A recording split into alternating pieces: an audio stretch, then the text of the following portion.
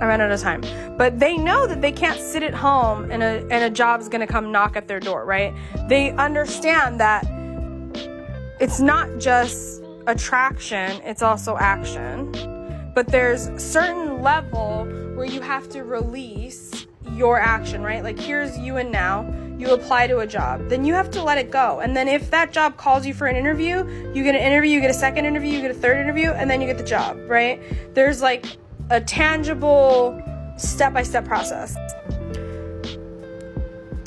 Law of attraction isn't magic. Even though the mechanics and the way it happens is magical, it's not magic. Oh, okay. So they want toxic positivity. So toxic positivity is something that is very prevalent in the spiritual community or in the awakening community or the self-growth and self-work community. But toxic positivity cannot override your beliefs. So if you're existing in frequency 3, but you're trying to become a frequency 1 person,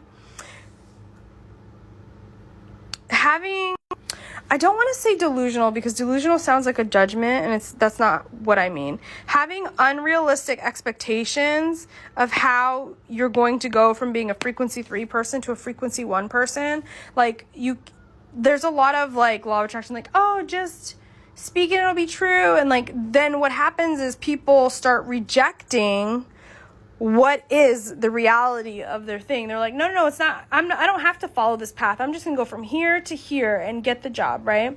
And for some people that may be possible, but it's more likely for people, it's more possible for people in frequency 1 to have those sort of magical manifestations in a way. If you're continuing to exhibit the vibration of anger, fear, cup half empty, like toxic positivity, it exists in this range, right, of this distilled 3 version.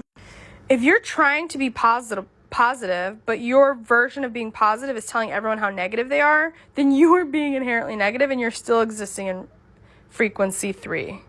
If you are in vibrational frequency 2 and you're like, look, I understand that I can be negative, but I'm going to try to not follow my relationship to that addiction of reacting with judgment or negativity.